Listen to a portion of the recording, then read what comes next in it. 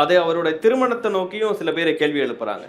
அந்த குறித்து நீங்க பேசினா சரியா இருக்கும்னு நினைக்கிறேன். சார் அல்ல சார், அது சும்மா பொறாமையில சொல்றான் சார். அவ்வளோ பேரும் நீங்கள் சும்மா திருப்பி திருப்பி சொல்றீங்க, எவ்வளோ பார்த்தாலும் பெரியார் வந்து சின்ன பிள்ளை கிளம்பிட்டா சின்ன பிள்ளை கிளம்பிட்டாருன்னு. ஆமாம், அது பூரா பொறாமையில சொல்றான், நமக்கு வாய்ப்பு இல்லையன்ட்டு, இது பெரியார் செஞ்சுட்டாருன்ட்டு.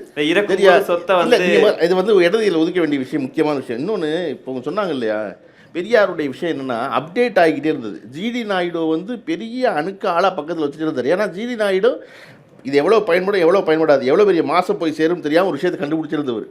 ஓகேவா, ஒரு வகையில் பார்த்தா அந்த காலத்துக்கு எனித்ராஜ் அன்பு அவர் அவரை கூட பக்கத்தில் வச்சுட்டே இருந்தார் அவர். நீங்கள் வந்து ஐஐடி மெட்ராஸில் வந்து அன்றைக்கு தலைவராக இருந்தவர் சொல்கிறாரு, 1969 கம்ப்யூட்டர் வருது முதல்ல வந்த பொழுது போய் சக்கரை நாக்காலேருந்து தன்னை தூக்க சொல்லி மேலே போய் அதை போய் பார்த்து என்னமோ உனக்கு சொல்கிறாங்களே அது இதுதானான்னு கம்ப்யூட்டரை பார்க்க போன ஒரே ஒரு தலைவர் பெரியார் தான். அந்த ஐஐடி மெட்ராஸ் தலைவர் சொல்கிறார், யாருமே வரல அரசியல் கட்சி சேர்ந்தவர்கள், பெரியார் தான் முதல் ஆளாக வந்தாருங்கிறார்.